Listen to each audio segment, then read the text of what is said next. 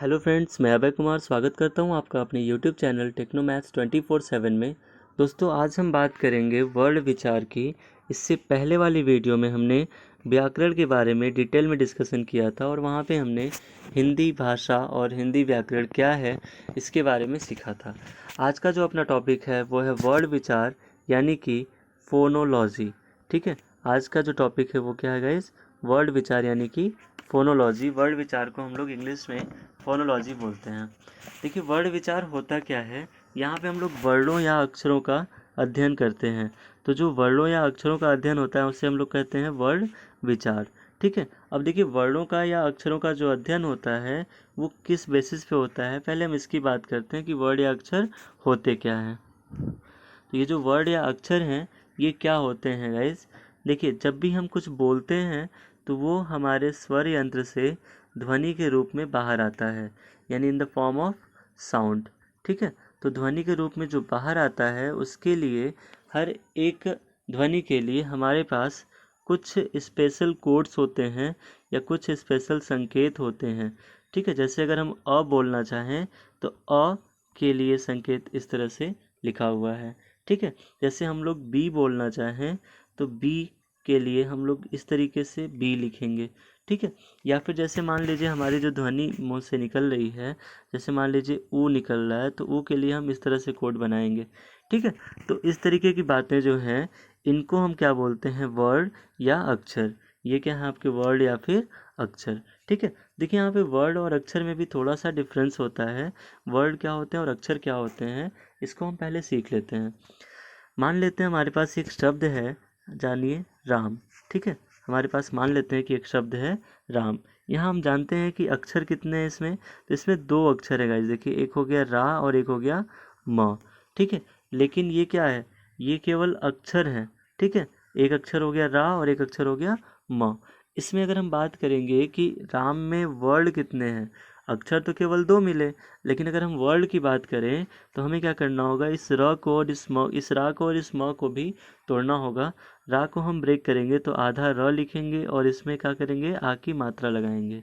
और फिर ये देखिए म भी जो है, म में हम लोग आधा म लिखेंगे और अ की मात्रा लगाएंगे। तो अब ये बनेगा आधा र प्लस आ प्लस आधा म प्लस अ।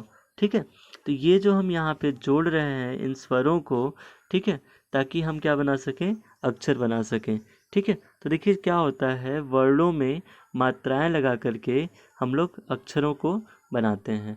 ठीक है, तो इस तरीके से ध्वनि जो होती है वो किसी भी भाषा की सबसे छोटी इकाई होती है। उसके बाद वर्ड बनते हैं, वर्णों से अक्षर बनते हैं।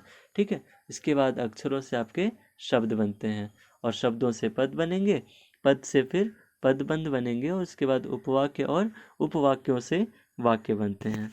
ठीक है, तो आइए हम बात करते हैं वर्णों या अक्षरों के समूह की। ठीक है, ये हो गया वर्णों या अक्षरों का अध्ययन जिसे हम लोग कहते हैं वर्ड विचार। अब हम बात करेंगे वर्णों या अक्षरों के समूह की। तो जो वर्णों या अक्षरों का समूह होता है उस समूह को हम लोग बोलते हैं वर्णमाला यानी कि अल्फ़ाबेट। क्या बोलते हैं गाइज इसको? अल्फ़ाबेट। ठीक है, ये होता है आपका वर्णमाला। इंग्लिश में इसको अल्फ़ाबेट बोलते हैं। ठीक है, तो वर्णमाला की कभी डेफिनेशन आपसे पूछी गई अगर मान लेते हैं, ठीक है, कि वर्णों के समूह को क्या कहते हैं या अक्षरों के समूह को क्या कहते हैं, तो आप क्या बताएंगे? वर्णमाला यानी कि अल्फ़ाबेट। ठीक है, अब वर्णमाला में देखिए 2 भाग होते हैं। वर्णमाला को हम लोग 2 भागों में पढ़ते हैं। पहला जो भाग है वो क्या है आपका? स्वर, और दूसरा भाग क्या है? व्यंजन। ठीक है, तो पहले हम बात कर लेते हैं कि वर्णमाला में कुल कितने वर्ड होते हैं। तो वर्णमाला में कुल 52 वर्ड होते हैं। ध्यान दीजिएगा गाइस, वर्णमाला में कुल कितने वर्ड होते हैं? 52 वर्ड होते हैं, जिनमें 11 स्वर होते हैं और 33 व्यंजन। अब आप सोच रहे होंगे 11 और 33 तो 44 ही हुआ, बाकी ये 52 कैसे हो गया? तो इसके बारे में हम लोग थोड़ा सा और चल के आगे पढ़ेंगे, इसलिए वीडियो को लास्ट तक ज़रूर देखिएगा। ठीक है, सबसे पहले हम बात करते हैं गाइस स्वर की। स्वर क्या होता है? ठीक है, तो ये जो स्वर होते हैं ये भाषा को बोलने के लिए सबसे छोटे टुकड़े होते हैं। कहने का मतलब कि हम लोग स्वरों के टुकड़े नहीं कर सकते, ये स्वतंत्र रूप से मिलते हैं। ठीक है, देखिए स्वर में भी स्व है और स्वतंत्र में भी स्व है। ठीक है। तो याद रखिएगा स्वर जो होते हैं वो स्वतंत्र होते हैं, यानी किसी पे डिपेंड नहीं होते हैं, किसी पे निर्भर नहीं होते हैं, और उनको हम और छोटा नहीं कर सकते हैं। जैसे अगर हम चाहें अ को और छोटा करना तो ये नहीं हो पाएगा, ठीक है। ये क्योंकि ये हमारे किसी भी शरीर के मुख के किसी भी पार्ट से टच होकर के नहीं बोले जाते हैं, ठीक है ना। वो किसी भी मुख के किसी भी पार्ट पे ये डिपेंड नहीं करते हैं, ठीक।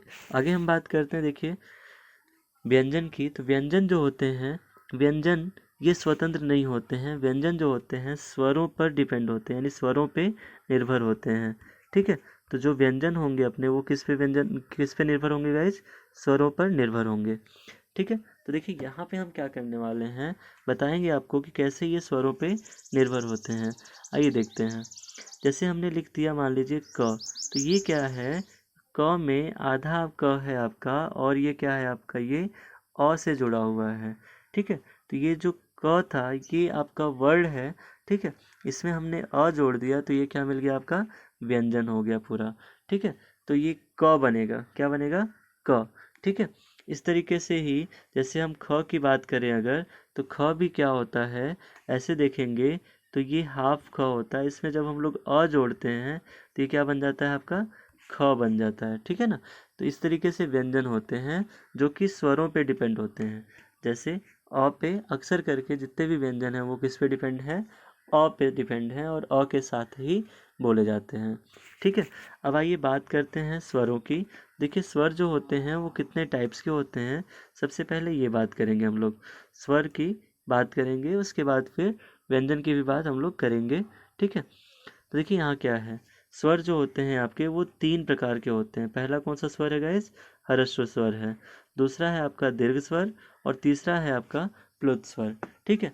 अगर आपसे कभी भी पूछा जाता है ये क्वेश्चन कि स्वर कितने प्रकार के होते हैं, तो स्वर के जो प्रकार हैं गाइस वो कितने हैं, 3 प्रकार हैं। स्वर के कितने प्रकार हैं, 3। और कभी आपसे पूछा जाए कुल स्वर कितने होते हैं, तो कुल स्वर जो होते हैं आपके वो 11 होते हैं। कुल स्वर कितने होते हैं गाइस, 11 स्वर होते हैं। गलती से भी आप लोग 13 नहीं लिखेंगे, ठीक है, क्योंकि कुल स्वरों की संख्या जो होती है कितनी है, 11 है।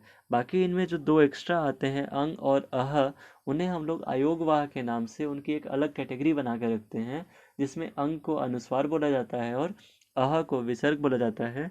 इसका अध्ययन भी अभी हम लोग आगे करने वाले हैं, ठीक है। तो देखिए यहाँ पे अब आगे आते हैं, हम लोग बात करते हैं ह्रस्व स्वर की, दीर्घ स्वर की और प्लुत स्वर की। ह्रस्व स्वर क्या होता है, दीर्घ स्वर क्या होता है और प्लुत स्वर क्या होता है। ह्रस्व मतलब होता है देखिए छोटा, ह्रस्व मतलब क्या होता है गाइज, छोटा या लघु। और दीर्घ मतलब क्या होता है, बड़ा। दीर्घ मतलब क्या होता है, बड़ा। और अगर हम प्लुत की बात करें तो केवल परिभाषा के रूप में देखें तो प्लुत का मतलब इससे और इससे, इन दोनों से बड़ा, ठीक है। अर्थात अगर हमें इनको बोलने में 1 इकाई का टाइम लगता है, तो इनको बोलने में, दीर्घ को बोलने में हमें 2 इकाई का टाइम लगेगा, और प्लुत को बोलने में हमें 3 इकाई का टाइम लगेगा, ठीक है। तो इस तरीके से देखिए हमने टाइम के बेस पे इसका डेफिनेशन बताया, और छोटा बड़ा के आधार पे आपको आइडेंटिफाई करना बताया, ठीक है। तो देखिए यहाँ पे जो है ये हैं कौन कौन से ह्रस्व स्वर, कौन कौन से हैं और कितने हैं। तो ह्रस्व स्वर टोटल 4 होते हैं, अ, छोटा ई, छोटा ऊ और री, ठीक है। अगर आप इन्हें याद करना चाहते हैं तो आपके सामने एक वर्ड होता है आयूर कोल्ड क्रीम, आपने सुना होगा, उसे में ई लगा दीजिएगा, आयूरी, ठीक है। तो अगर ये आप याद रखना चाहते हैं कि ह्रस्व स्वर का जो शॉर्टकट तरीका है याद रखने का वो क्या है, तो आप क्या बताएंगे, आयूरी, ठीक है। इसमें क्या आया आपका, अ, ई, ऊ और री। इस तरीके से ये आपको याद रहेगा। इसके बाद गाइस बात करते हैं हम लोग देखिए दीर्घ स्वरों की, ठीक है। तो ये जो दीर्घ स्वर होते हैं इनको हम 2 कैटेगरी में डिवाइड करते हैं। पहला तो जो है मूल दीर्घ स्वर, और दूसरा क्या है, संयुक्त दीर्घ स्वर, ठीक है। मूल दीर्घ स्वर और संयुक्त दीर्घ स्वर, इन दोनों को मिलाकर के दीर्घ स्वरों की संख्या कितनी होती है, 7। तो कभी आपसे पूछा जाए अगर कि दीर्घ स्वर कितने होते हैं, तो दीर्घ स्वरों की संख्या कितनी हो जाएगी गाइज, 7 हो जाएगी, ठीक है। तो देखिए दीर्घ स्वर जो होंगे आपके वो क्या होंगे, आ, बड़ी ई और बड़ा ऊ। देखिए ये कैसे होते हैं, ठीक है। आ जो होता है आपका ये अ और अ को मिला के बनता है, ठीक है। तो ये अ का बड़ा हो जाता है, मतलब आ, ठीक है। इसके बाद फिर अगर हम बड़ी ई की बात करते हैं तो बड़ी ई जो है ये छोटी ई और छोटी ई, ठीक है, छोटी ई और छोटी ई को मिला के बनता है, तो ये क्या हो जाता है, ई का बड़ा हो जाता है। इसी तरीके से अगर हम बड़ा ऊ की बात करें तो ये भी क्या है, छोटा ऊ और छोटा ऊ को मिला के बनता है, तो ये क्या हो जाएगा आपका, ऊ का दीर्घ हो जाएगा, ठीक है ना।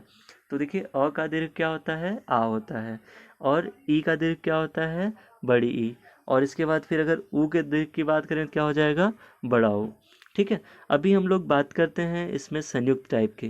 तो संयुक्त में क्या होता है गाइस, देखिए संयुक्त में हम करेंगे क्या, यहाँ पे ए, ए, ओ और औ, इनको हम संयुक्त बोलते हैं, ठीक है। और कभी पूछा जाए कि संयुक्त स्वर कुल कितने होते हैं, तो आप ध्यान दीजिएगा संयुक्त स्वर आपके टोटल 4 होते हैं। कौन कौन से, ए, ओ, औ, ये 4 आपके संयुक्त स्वर होते हैं, ठीक है। इसके बाद आते हैं हम लोग प्लुत स्वर की बात करते हैं।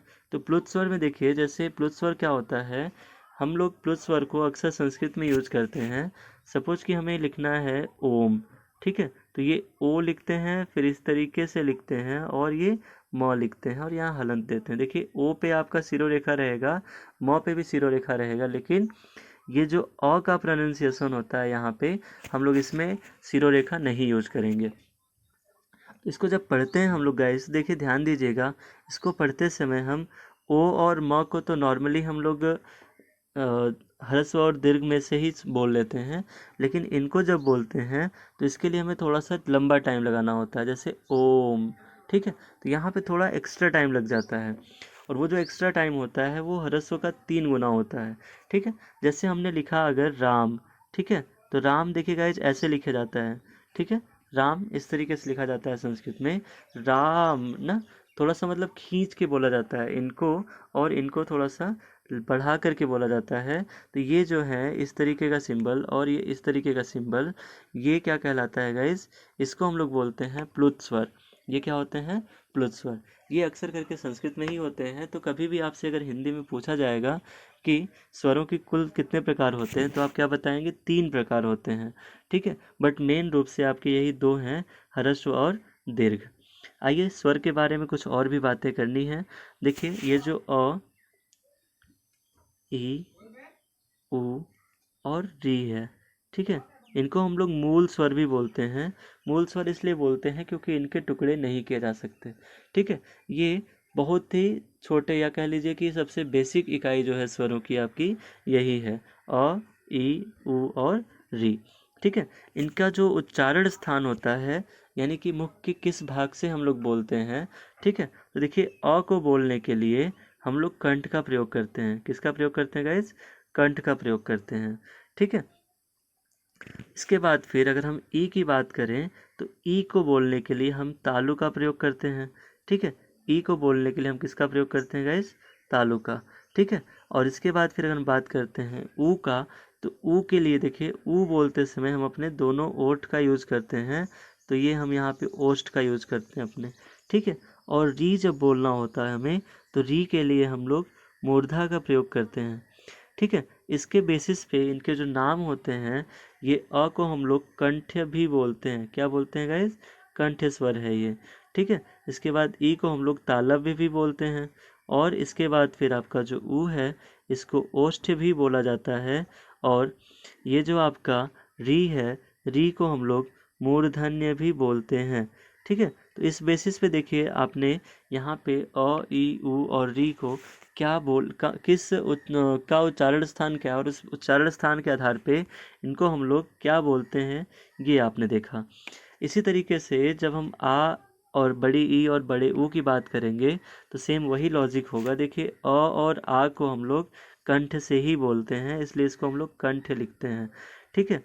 ई और बड़ी ई को हम लोग तालु से बोलते हैं, इसलिए हम लोग इसको तालव्य ही लिखते हैं। इसके बाद अगर हम ऊ और बड़ा ऊ की बात करें, तो यहाँ पे क्या हो जाएगा आपका, ये भी दोनों मूर्धन्य ही होंगे। इसके बाद देखिए हम लोग संयुक्त स्वरों की बात करते हैं। देखिए संयुक्त स्वरों में इनके उच्चारण स्थान के आधार पे इनको क्या क्या कहा जाता है। देखिए उसके लिए हमें ये समझना होगा, पहले ए, ओ, औ, ये जो संयुक्त स्वर हैं, ये किन किन वर्णों से या किन किन स्वरों से मिल करके बने हैं, ठीक है। और यहाँ पे आपको ये भी क्लियर हो जाएगा कि ये संयुक्त क्यों कहलाते हैं, ठीक है। देखिए कैसे, यहाँ पे ए जो होता है आपका अ और ई से मिलकर बनता है। ए किससे मिलकर बनता है गाइस? अ और ई से मिलकर बनता है। इसके बाद अगर हम ए की बात करें तो ए जो है आपका ए और अ और ए से मिलकर बनता है। किससे गाइस? अ और ए से मिलकर बनता है। इसके बाद अगर हम ओ की बात करते हैं तो ओ जो है आपका अ और ऊ से मिलकर बनता है। इसके बाद फिर अगर औ की बात करें तो अ प्लस ओ से मिलके बनता है औ। ठीक है, तो इस तरीके से आप यहाँ पे देख लिए कि इन संयुक्त स्वरों का जो विच्छेद था वो कैसे होता है। ठीक है, तो यहाँ पे इसीलिए इसको हम लोग संयुक्त स्वर बोलते हैं, क्योंकि ये दो अलग अलग स्वरों के मिक्सचर होते हैं या मिश्रण होते हैं। ठीक है, देखिए यहाँ पे अगर हम बात करें इनके उच्चारण स्थान की तो अ और ई मिलकर के ए बन रहा है। तो अ का जो उच्चारण स्थान था वो क्या था? कंठ था। ठीक है, और ई का उच्चारण स्थान क्या था गाइस? तो वो तालु था। ठीक है, तो इसको हम लोग बोलते हैं कंठ तालव्य। क्या बोलते हैं गाइस? इसको हम लोग बोलते हैं कंठ तालव्य। ठीक है, और इसी तरीके से आपका ए भी क्या होगा? कंठ तालव्य ही होगा। अगर हम बात करते हैं ओ की, ठीक है, और औ की, तो ओ और औ जो होते हैं, देखिए ये क्या है आपका? अ कंठ से बना। ठीक है, यानी अ को बोलने के लिए हमने कंठ का प्रयोग किया और इसके बाद फिर ऊ को बोलने के लिए हमने ओठ का प्रयोग किया। तो ये क्या हो जाता है गाइस? कंठोष्ठ हो जाता है। क्या हो जाता है? ये कंठोष्ठ हो जाता है। तो इस तरीके से हमने इन सारे जो स्वर थे इनका उच्चारण स्थान भी पढ़ लिया। अब बात करते हैं थोड़ा सा एक और अलग से होता है, स्वर की कैटेगरी में नहीं आता और ना ही व्यंजन की कैटेगरी में आता है, उसकी बात करते हैं जिसको हम लोग बोलते हैं अयोगवाह। ठीक है, अयोगवाह। कहीं कहीं पे आपको ये आयोगवाह भी लिखा रहेगा। ठीक है, और कहीं कहीं पे ये आपको अयोगवाहु भी लिखा रहेगा। ठीक है, अयोगवाहु भी कहीं कहीं पे कुछ वैज्ञानिक इसको, हिंदी के जो कुछ विद्वान है इसको अयोगवाहु भी लिखते हैं। ठीक है, देखिए यहाँ पे अब हम बात करेंगे इसमें अयोगवाहु में। ठीक है, दो पार्ट होते हैं, इसमें भी दो भाग होते हैं, एक होता है अनुस्वार और एक होता है विसर्ग। ठीक है, अनुस्वार को हम लोग अंग लिखते हैं और विसर्ग को हम लोग अह लिखते हैं। ठीक है, इन स्वरों की अपनी अपनी मात्राएं भी होती हैं दोस्तों। देखिए मात्राएं कैसे लिखते हैं हम लोग। अ की देखिए कोई मात्रा नहीं होती है। ठीक है, आ की मात्रा की बात करेंगे, देखिए इस तरीके से आ होता है। ठीक है, और अगर हम लोग ई की बात करते हैं, छोटी ई की, तो छोटी ई की मात्रा ऐसे लगाते हैं, और अगर हम लोग बड़ी ई की बात करते हैं तो बड़ी ई की मात्रा ऐसे लगाते हैं। इसके बाद फिर छोटा ऊ होता है, तो छोटा ऊ के लिए हम लोग इस तरीके से मात्रा लगाते हैं, और फिर बड़ा ऊ होता है तो बड़ा ऊ के लिए हम लोग इस तरीके से मात्रा लगाते हैं। ठीक है, ये ऊ और बड़ा ऊ का जो केस होता है वो र के केस में थोड़ा सा डिफरेंट होता है। ठीक है, र में कुछ इस तरीके से और इस तरीके से लगाया जाता है। ठीक है, तो इसके लिए हम लोग थोड़ा सा अलग से डिस्कशन करेंगे। ठीक, क्योंकि ये भी काफ़ी इम्पोर्टेंट डिस्कशन है।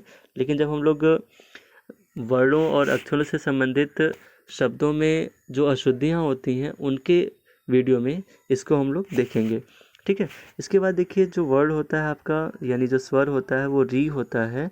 ठीक है, तो ये जो री है इसके लिए मात्रा इस तरीके से लगाते हैं, जैसे हम लोग क्री लिखना होता है तो हम क्या करते हैं? क्री ऐसे लिखते हैं। जैसे हमें ग्री लिखना होता है तो ग्री ऐसे लिखते हैं। ठीक है, तो यहाँ जो मात्रा होती है वो री की मात्रा होती है। ठीक, इसके बाद फिर हम बात करते हैं देखिए ए की मात्रा की। तो ए की मात्रा में हम क्या करते हैं? इस तरीके से मात्रा लगाते हैं। और ए की मात्रा की बात करेंगे तो ए में ये दो मात्राएं लगा देते हैं हम लोग। ठीक है, अगर हम ओ की मात्रा की बात करते हैं तो ओ की मात्रा कुछ इस तरीके से लगाते हैं। और फिर अगर हम ओ की मात्रा की बात करेंगे तो ओ की मात्रा कुछ इस तरीके से होगी। और अंग की मात्रा के लिए हम ऊपर बिंदी लगा देते हैं शिरोरेखा के ऊपर। और अह की मात्रा के लिए हम लोग क्या करते हैं?